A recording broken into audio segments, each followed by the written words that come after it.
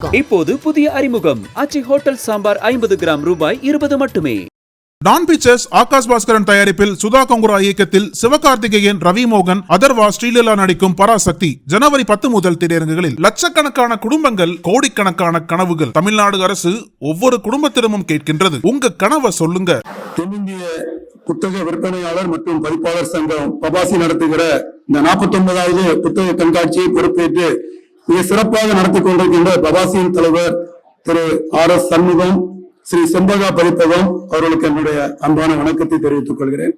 திரு S. Vairavan, செயலாளர் பபாசி குமரன் பதிப்பகம் அவர்களுக்கு என்னுடைய அன்பார்ந்த நன்றியை தெரிவித்துக் கொள்கிறேன். வரவேற்பை வழங்கி விழாவை சிறப்பித்துக் கொண்டிருக்கின்ற புலனாய்வு பத்திரிகை துறையின் பிதாமகன் பெரும் மதிப்பிற்குரிய திரு நக்கீரன் கோவால், துணைத் தலைவர் பபாசி நக்கீரன் பப்ளிகேஷன்ஸ் அவர்களுக்கும் என்னுடைய அன்பான வணக்கத்தை தெரிவித்துக் கொள்கிறேன். நன்றியை வழங்க இருக்கின்ற மதிப்புக்குரிய திரு வி. யுவராஜன், நிரந்தர புத்தக கண்காட்சி உறுப்பினர் பபாசி புக் வேர்ல்ட் லைப்ரரி அவர்களுக்கு என்னுடைய அன்பார்ந்த வணக்கம். ஆயுள் காக்கும் ஆயுர்வேதம் என்ற தலைப்பில் பேசி அமர்ந்திருக்கும் பேச இருக்கின்ற மருத்துவர் சுவாமிநாதன் அவர்களுக்கு என்னுடைய அன்பான வணக்கத்தை தெரிவித்துக் கொள்கிறேன். இந்த நிகழ்வில் உங்களுடன் கலந்து கொண்டு சிறப்பித்துக் கொண்டிருக்கின்ற அந்த தமிழ் மக்களுக்கு என்னுடைய அன்பான வணக்கத்தை தெரிவித்துக் கொள்கிறேன். நல்ல அளவுக்கு சித்த மருத்துவம், அதாவது கோவிட், டெங்கு போன்ற பெரும் தொற்றுகளுக்கு பிறகு சித்த மருத்துவத்திற்கு ஒரு சிறப்பான ஒரு எழுச்சி தமிழகத்தில் மட்டுமல்ல, இந்தியாவில் மற்றும் உலகெங்கிலும் தமிழர்கள் வாழ்ந்து கொண்டிருக்கின்ற பகுதிகளுக்கெல்லாம் சித்த மருத்துவம் இப்பொழுது ஒரு விழிப்புணர்வு அடைந்து சென்று கொண்டிருக்கின்றது. முன்பெல்லாம் சிறுதானிய உணவுகள் அல்லது ஒரு கருப்பட்டி காப்பி இந்த மாதிரிப்பட்டதெல்லாம் நம்ம கேள்விப்பட மாட்டோம். ஒரு 50 வருடத்துக்கு முன்னாடி கருப்பட்டி காப்பி மிக சிறப்பா இருந்தது. ஆனா அதுக்கு பிறகு எல்லாம் சீனிக்கு மாறிட்டாங்க. இப்ப திருப்பியும் பாத்தீங்கன்னா தேசிய நெடுஞ்சாலைகள்ல பார்த்தாச்சுன்னா ஒரு எவரி 5 கிலோமீட்டருக்கு ஒரு கருப்பட்டி கடையை பார்க்கிறோம். அதே மாதிரி சிறுதானிய உணவுகள் சொல்றது முன்னாடி ஒரு சாதாரண கிராமத்தில் உள்ள மக்கள் சாப்பிடுறது மாதிரி இருந்தது. இன்றைக்கு அது ஒரு 5 ஸ்டார் ஹோட்டல்ல கூட சிறுதானிய உணவுகள் இருக்கக்கூடிய ஒரு மக்கள் அந்த ஆரோக்கியத்தை கோவிட்டுக்கு பிறகு ஏதாவது சாப்பிட்டு நோய் வராமல் தங்களை பாதுகாக்கிறதுக்கு ஒரு முன்னெடுத்துட்டு இருக்கிறாங்க. முன்னாடி தமிழர்கள் வாழ்ந்த பகுதிகளில் குறுகிய நிலத்தில் வாழ்ந்த மக்கள் தேனும் தினையும் பிரதான பொருளாக சாப்பிட்டு கொண்டிருந்தாங்க. முன்ன நில மக்களுக்கு வரகரிசி சாப்பாடு, தயிர், பால், நெய் இவைகள் பிரதான உணவுகளாக சாப்பிட்டுக் கொண்டிருந்தார்கள். மருதநிலத்து மக்களுக்கு அரிசி சோறு பிரதான சாப்பாடு, அவர்களுக்கு காய்கறிகள் மற்றும் பருப்புகளை உணவாக கொண்டிருந்தார்கள். நெய்தல் நில மக்களுக்கு மீன் பிரதான உணவு, பாலை நில மக்களுக்கு புளிச்சோறும் இறைச்சியும் பிரதான உணவாக இருந்தது.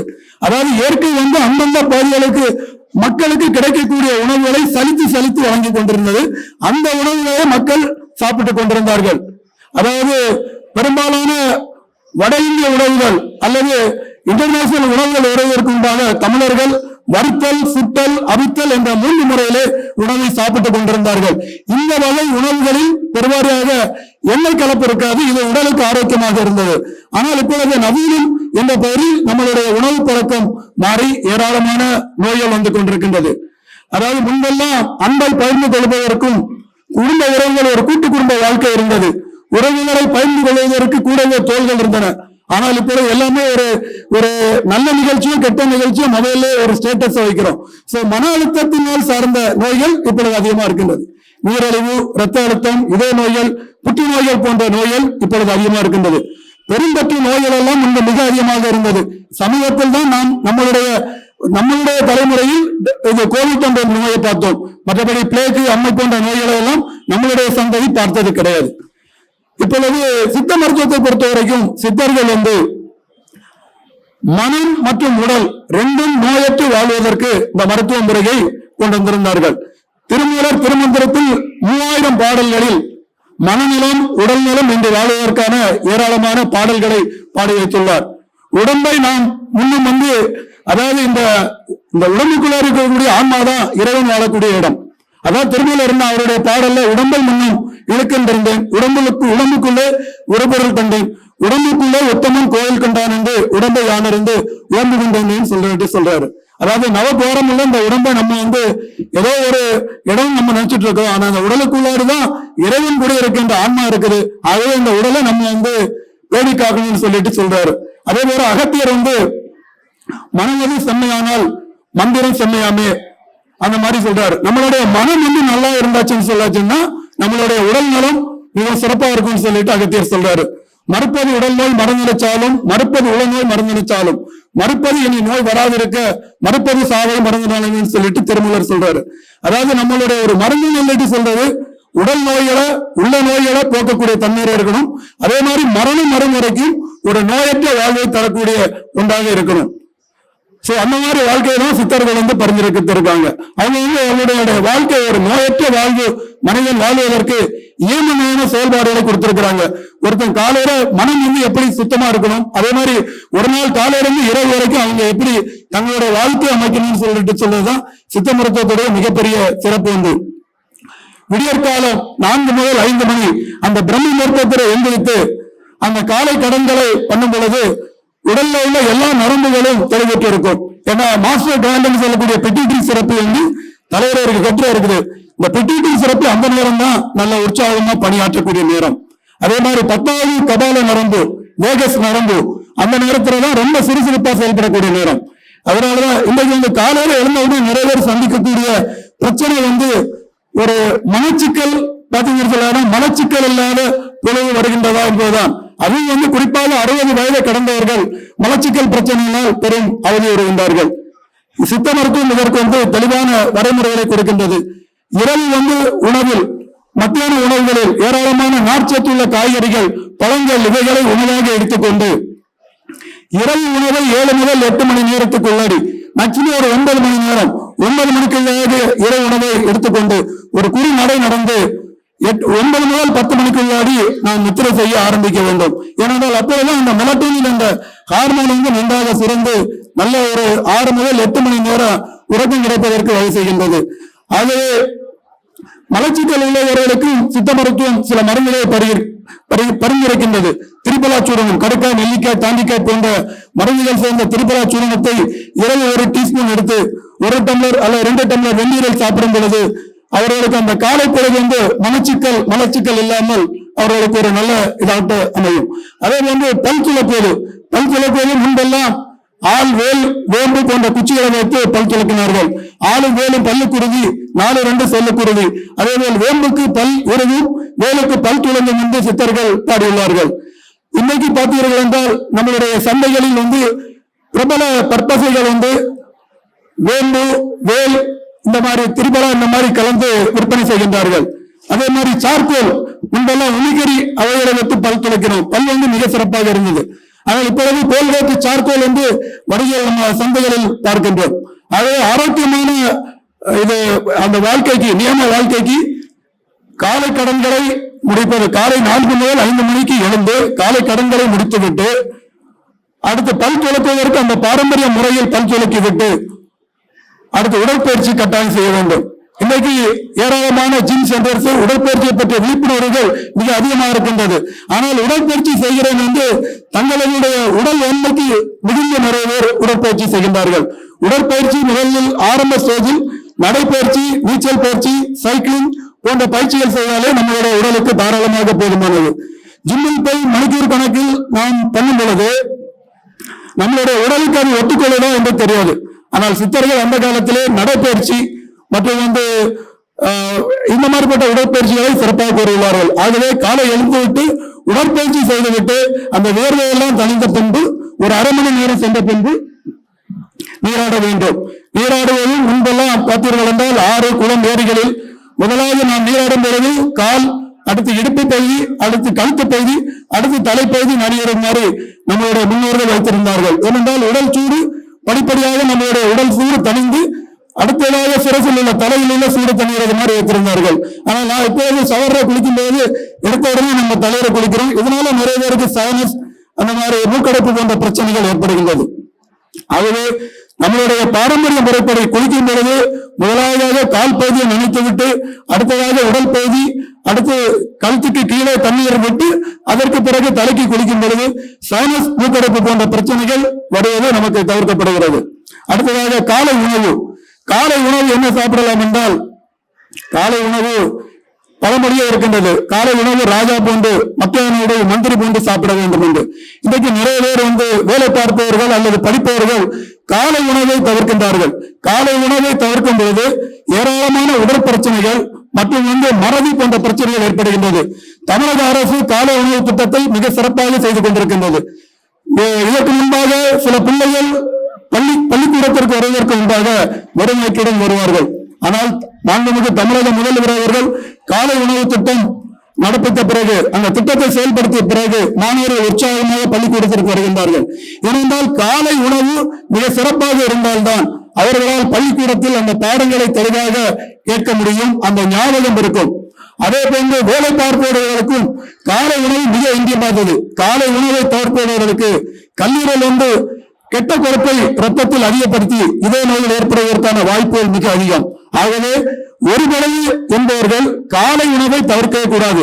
ஒரு பொழுது பட்டினி இருக்க வேண்டுமானால் மத்தியான உணவை தான் தவிர்த்து பட்டினி இருக்க வேண்டும். இதுதான் சித்தர்கள் கூறிய மரபு. ஆகவே காலை உணவு நாம் புரத சத்து அதிகம் உள்ள பயிர் வகைகள், பருப்பு வகைகள், அடுத்து இட்லி, தோசை என்ன வேணாலும் எடுத்துக்கலாம். ஆனா கட்டாயம் பட்டினியோடு காலை வேறு இருக்கக்கூடாது. ஏன்னா நிறைய பேர் இன்றைக்கு பாத்தீங்கன்னா இளவயது மாரடைப்பு வருவதற்கு ஒரு முக்கியமான காரணம் காலை நேர பாஸ்டிங். காலை நேர பாஸ்டிங் ஆகும் பொழுது கல்லீரல் தன்னிடத்தில் சேமித்து வைத்திருக்கின்ற கொழுப்பை ரத்தத்தில் கலந்து விடுகின்றது. அது பெருமாறியாக கெட்ட கொழுப்பாக கலந்து விடுகின்றது. ட்ரைக்ளிசரைட்ஸ், LDL போன்ற கொழுப்பாக கலந்து விடுகின்றது.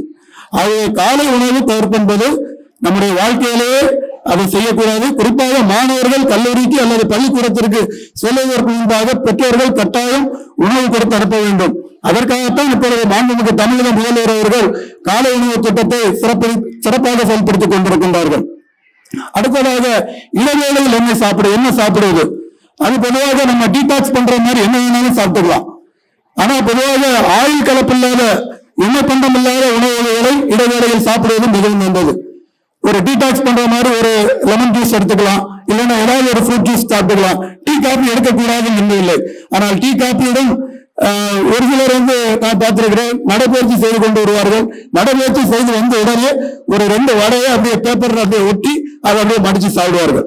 அதனால் அந்த நடைபயிற்சி அவங்க எதற்காக பண்ணினாங்களோ அதற்குடைய அந்த பிரயோஜனமே இல்லாமல் மாறிவிடுகின்றது. ஆகவே எண்ணெய் பலகாரங்களை 40 வயது கடந்தவர்கள் எடுக்கும் பொழுது பார்த்து பார்த்து எடுப்பது நம்மளுடைய உடல் நிலைக்கு மிகவும் சிறந்தது. இது மத்தியான உணவை 1 முதல் 2 மணி நேரத்துக்குள்ளாக 1 முதல் 2 மணிக்குள்ளாக கட்டாயம் எடுக்க வேண்டும். மத்தியான உணவு என்ன சாப்பிடலாம் என்றால் என்ன வேணுமானாலும் சாப்பிடலாம். ஏனென்றால் அந்த நேரம்தான் அசைவ உணவுகள், கிழங்கு வகைகள், தயிர், கீரை போன்ற என்ன உணவுகள் வேண்டுமானாலும் எடுக்கலாம் என்று கூறப்பட்டிருக்கின்ற நேரம் மத்தியான உணவு.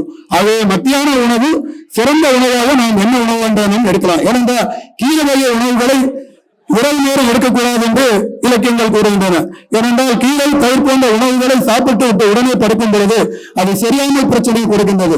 ஆகவே கீரை, தயிர் போன்ற உணவுகளை மதிய நேரம் எடுத்துவிட்டு இரவு உணவை 7 முதல் 8 மணி நேரத்திற்குள்ளாக முடிக்க வேண்டும். அது நான் ஏற்கனவே குறிப்பிட்டது போல இரவு உணவு மிகவும் லகுவான உணவாக எடுக்க வேண்டும், எளிதில் சீரணிக்கக்கூடிய உணவுகள். ஆனால் நம்மளுடைய இப்பொழுது சூழ்நிலை எப்படி இருக்கிறது என்றால் இரவு உணவுகள் தான் பெரும்பாலும் நம்ம ரொம்ப ஹெவி டயட்டா எடுக்கிறோம். நிறைய அசைவ உணவுகள், நிறைய கொழுப்பு சார்ந்த உணவுகளை சாப்பிட்டு விட்டு நடைபயிற்சி, சிறிது கூட நடைபயிற்சி செய்யாமல் அப்படியே படுத்து விடுகிறோம். இது பார்த்தீர்கள் என்றால் ஒரு சமீபத்திய ஒரு மருத்துவ ஆராய்ச்சியில் குறிப்பிட்டிருந்தார்கள். இரவு அதிகமாக சாப்பிட்டு விட்டு வயிறு முட்டை சாப்பிடுபவர்களுக்கு அதிகாலை நேரத்தில் மாரடைப்பு வருவதற்கான கூறுகள் மிக அதிகமாக உள்ளது என்று ஆய்வுகள் கூறுகின்றன. ஆகவே இரவு உணவை 7 முதல் 8, மேக்சிமம் 9 மணிக்குள்ளாக உண்டு ஒரு சிறு குறு நடந்துவிட்டு 10 மணிக்குள்ளாக 10 முதல் 10:30 மணிக்குள்ளாக நாம் நித்திரை செய்ய ஆரம்பிக்க வேண்டும். அப்படி செய்யும் பொழுதுதான் 6 முதல் 8 மணி நேரம் தொடர்ச்சியான தூக்கம் தூங்கி காலையில் பிரம்ம முகூர்த்தம் 4 முதல் 5 மணி நேரத்திற்குள்ளாக நாம் விழிப்படைய முடியும். இவ்வாறு ஒரு வாழ்க்கை வாழ்ந்தால் உடல் நலம் மிக சிறப்பாக இருக்கும். அதுவும் குறிப்பாக தூங்கும் பொழுது மொபைல் போன், டிவி, இன்னும் கம்ப்யூட்டர் போன்ற நீல ஒளிகள் இந்த மெலட்டோனின் உற்பத்தியை பாதிப்படைய செய்கின்றது. இதனாலே நிறைய பேருக்கு இரவு நேர தூக்கம், அந்த இன்சோம்னியா, தூக்கமின்மை பிரச்சனை வருகின்றது. இந்த தூக்கமின்மை பிரச்சனை இதய நோய்கள், இரத்த அழுத்தம், ஞாபக மறதி போன்ற பல பிரச்சனைகளுக்கு காரணமாக இருக்கின்றது. ஆகவே ஒரு நலமான ஆரோக்கியமான வாழ்க்கைக்கு சித்தர்கள் பிரம்ம முகூர்த்தத்தில் எழுந்து இரவு 10 மணிக்கு நம்முடைய உறக்கத்தை நாம் தொடங்கினால் அது ஒரு நல்ல நோயில்லாத வாழ்க்கையை கொடுக்கும். அது ஒரு நலம் பெறும் ஒரு வாழ்க்கையை கொடுக்கும். இனி நோய் வந்தால் என்ன செய்வது? சித்தர்கள் நிறைய பாடல்கள் கூறியுள்ளார்கள். குறிப்பாக திருவள்ளுவர் 10 பாடல்களை ஒரு அதிகாரத்தில், மருந்து என்ற அதிகாரத்தில் கூறுகின்றார். அதில் முதல் 6 பாடல்கள் உணவு பழக்க வழக்கங்கள். மாறுபாடு இல்லாத உண்டி மரத்துண்டி வேறுபாடு இல்லை ஊருக்கு. அந்த மாதிரி எவ்வளவு நம்ம சாப்பிடணும், நம்மளுடைய அளவுக்கு மீறி சாப்பிடக்கூடாது. ஒரு சில இடங்களில் நம்ம ஃபங்க்ஷன் போகும் பொழுது மற்றவர்கள் வற்புறுத்துவார்கள் சாப்பிடுங்கன்னு சொல்லிட்டு. ஆனா நம்மளுடைய வயிற்றுக்கு அரை வேறு உணவு, கால் வேறு நீர். கால் வேறு அந்த உணவு டைஜஷன் சீரமைத்து அந்த வாயுக்கள் எல்லாம் தேங்குவதற்குரிய இடம். அந்த இடத்தை விட்டு சாப்பிட வேண்டும். முழு வயிறும் சாப்பிட்டு விட்டு அது டைஜஷன் ஆகும் பொழுது அந்த ஒரு புளோட்டிங், வயிறு பெருமல் மாதிரி பிரச்சனைகள் நிறைய பேருக்கு ஏற்படுவதை பார்க்கின்றோம். ஆகவே அரை வேறு உணவு, கால் வேறு நீர், கால் வேறு அந்த டைஜஸ்டிவ் ப்ராசஸை கொடுக்க வேண்டும். அப்படி இருக்கும்போது ஒரு ஆரோக்கியமான வாழ்க்கை நிச்சயமாக கிடைக்கும். அதே போல காலை உணவில் பழைய சாதம், அதை பற்றி இப்பொழுது சமீபத்தில் அரசினர் ஸ்டான்லி மருத்துவக் கல்லூரியில் ஒரு ஆய்வு கொடுத்திருந்தார்கள். இந்த பழைய சோறு சாப்பாடு, இந்த பழைய சோறு சாப்பாடை குறைந்தபட்சம் நாம் வாரத்திற்கு 1 நாள் 2 நாளாவது சாப்பிடுவதை பழக்கமாக்க வேண்டும். அதே போல நம்மளுடைய பிள்ளைகளுக்கும் நாம் அதை பழக்கமாக்கி கொடுக்க வேண்டும். ஏனென்றால் இதில் லாக்டிக் அமிலம் மற்றும் புரோபயோட்டிக் ஏராளமாக உள்ளது. இது பொதுவாக ஃபைட்டிக் அமிலம் இரும்பு சத்து மற்றும் சுண்ணாம்பு சத்து உடலில் சேர்ப்பதை தடை செய்கின்றது. ஆனால் இந்த லாக்டிக் அமிலம் இந்த பைட்டிக் அமிலத்தை உடைத்து பைட்டேஸ் என்ற ஒரு நொதியை உற்பத்தி செய்கின்றது. இந்த நொதி நமக்கு பழைய சாதம் சாப்பிடுவவர்களுக்கு இரும்பு சத்து, கால்சியம் சத்து ரத்தத்தில் அதிகமாக இருக்கின்றது. ஆகவே அதை இப்பொழுது அரசு கர்ப்பிணி பெண்கள் மற்றும் இரத்த சோகை உடையவர்கள் கட்டாயம் வாரத்திற்கு 2 நாளாவது பழைய சோறு சாப்பிட வேண்டும் என்று அறிவுறுத்தியிருந்தார்கள். ஆகவே இதெல்லாம் நம்மளுடைய பழங்காலத்தில் நம்மளுடைய சித்தர்கள் இலக்கியங்களில் தெளிவாக கூறியுள்ளார்கள். இது உடலுக்கு நன்மை தரும் பாக்டீரியா. இந்த இரிட்டபிள் பவல் சிண்ட்ரோம், இந்த மாதிரிப்பட்ட நோய்கள் எல்லாம் பழைய சாதம் ரெகுலரா சாப்பிடும் பொழுது, பழைய சாதத்தில் ஒரு 5 சின்ன வெங்காயம் இதை சாப்பிடும் பொழுது வயிற்றுக்கு அது நல்ல ஆரோக்கியமாக தரும். இனி பலவித தவறான பழக்க வழக்கங்களால், உணவு பழக்க வழக்கங்களால் உடலை நொடித்தவர்களுக்கும் சித்த மருத்துவம் கூறுகின்றது. காலையில் இஞ்சி, கடும்பகல் சுக்கு, மாலையில் கடுக்காய், மண்டலம் உள்ள இன்னும் பிறகு கோரை ஊண்டி நடந்தவனும் தோலை வீசி நடப்பானு என்று சித்த மருத்துவம் கூறுகின்றது. காலையில் ஒரு அரை லெமன் பிழிந்து அதில் ஒரு சிறு துண்டு இஞ்சி, அதை நம்ம ஒரு ஜூஸ் மாதிரி சாப்பிடும் பொழுது அது நம்மளுடைய சீரண உறுப்புகளுக்கு ஒரு நன்மை பயக்கின்றது, சீரண தன்மையை அதிகப்படுத்துகின்றது. அதே போல் மத்தியானம் ஒரு சிறு செட்டிகை அளவு சுக்குப்பொடி, அது கூட நெய் வைத்து சாப்பிடலாம். இரவு கடுக்காய் பொடி, அது எல்லா இடத்துலயும் இப்ப மார்க்கெட்ல தரமான மருந்துகள் கிடைக்குது. கடுக்காய் பொடியை சாப்பிடும் பொழுது மலச்சிக்கலும் இருக்காது. கடுக்காயில் உப்பு சுவையை தவிர மற்ற அறுசுவையில் அனைத்து சுவைகளும் உள்ளதால் அது தாய் போல் உடலை பேணி காக்கின்றது. அதே போல திருவள்ளுவர் ஒரு மருந்து, ஒரு நோயாளினுக்கு மருந்துகள் கொடுக்கும் பொழுது அந்த நோயாளி நம்பிக்கையுடன் நாம் என்ன பெரிய நோய் வந்தாலும் இந்த நோய் நிலையிலிருந்து நாம் வென்று வருவோம் என்ற நம்பிக்கையுடன் மருந்து எடுக்க வேண்டும். மருத்துவர்களும் புன்சிரிப்புடன் நோயாளியுடன் பேச வேண்டும். அதே போன்று அந்த பத்திய பழக்க வழக்கங்கள், இப்ப ரத்த அழுத்த நோயாளிகளுக்கு நம்ம அறிவுரை கூறுவோம், உப்பு அல்லது ஊறுகாய் இந்த மாதிரிப்பட்ட உணவுகளை கொஞ்சம் சிறிதாக எடுங்கன்னு சொல்லிட்டு. ஆனா ஒரு சிலர் அந்த அட்வைஸை கேட்கறதே கிடையாது. அந்த எந்த நோய்க்கு, இப்ப நீரிழிவு நோயாளிகள் நானே பார்த்திருக்கிறேன், நிறைய கொஞ்சம் ஒரு 2 அல்லது 3 எது வேண்டாலும் இனிப்பு சாப்பிட்டு விட்டு அந்த மருந்தையும் டோசேஜ் கொஞ்சம் கூட்டி போடுவாங்க. சோ அந்த மாதிரி பழக்கங்கள் இல்லாமல் மருத்துவர் கூறும் அந்த பழக்க வழக்கங்களை கரெக்டா கடைபிடித்து அந்த சித்தர்கள் கூறுவது போல பிரம்ம முகூர்த்தத்தில் எழுந்து இரவு 10 மணிக்குள் தூங்கினால் நோயின்றி நீடித்த நாள் வாழலாம். இந்த வாய்ப்பை எனக்கு கொடுத்த பபாசி மணிகண்டன் சார், இன்னும் RS சண்முகம் சார், இன்னும் பபாசியில் உள்ள ஒவ்வொருவருக்கும் என்னுடைய நன்றி கூறி விடைபெறுகிறோம். நன்றி, வணக்கம். நக்கீரன் டிவிக்கு சப்ஸ்கிரைப் செய்யுங்கள். உங்கள் ஆதரவே எங்கள் பலம். ஆசிரியர்களுக்கு நண்பனாகவும் மாணவர்களுக்கு ஆசானாகவும் திகழும் தேர்வு வழிகாட்டி. ஒவ்வொரு பாடத்திற்கும் அனுபவமிக்க ஆசிரியர்களின் துல்லியமான தெளிவான விடைகள். CNC இருக்கு, தேர்வு பயம் எதற்கு? இது தீரன் பப்ளிஷிங் ஹவுஸ் விற்பனை வெளியீடு.